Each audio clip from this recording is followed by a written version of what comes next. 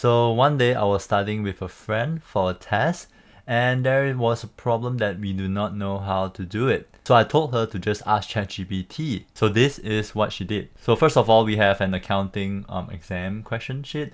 And let's say I don't understand what this table means and I want to ask ChatGPT. So he's going to take a screenshot of the entire screen. For example, I'm just gonna do this and then take an entire screenshot. He will have to manually crop the places that he wants to ask ChatGPT. For example, I just want to ask this.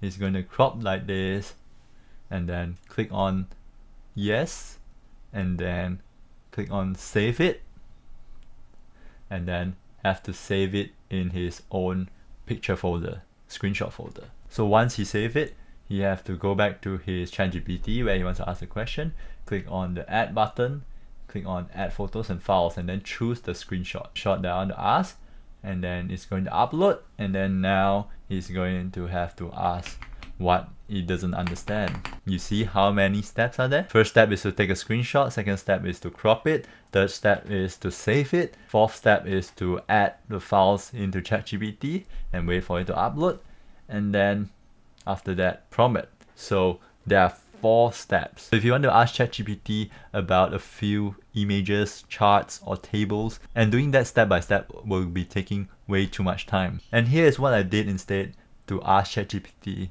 with the same problem. So not many people know, but ChatGPT supports image input directly into the chatbot. So when you paste a screenshot, it treats it like an upload. So it's the same results but way faster.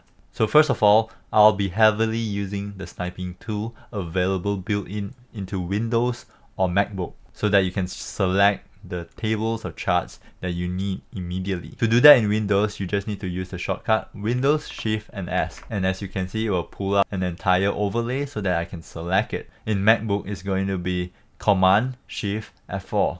It's almost the same function. So as you can see right now, I can just drag the things that I want.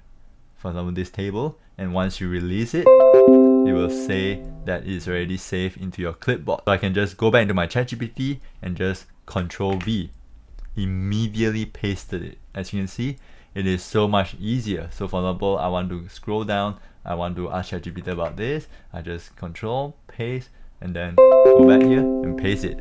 As you can see, it is much faster and much simpler. And also, if you want to take screenshot of a particular table, make sure that it is as close and clear as possible so that ChatGPT can read the image. If, for example, if you are screenshotting that far away, ChatGPT might not be able to read that table as clearly. So make sure to just zoom in as close as possible and then just take a screenshot. Otherwise, just do it in batches. And also, these uploading images and files are limited if you are a free user.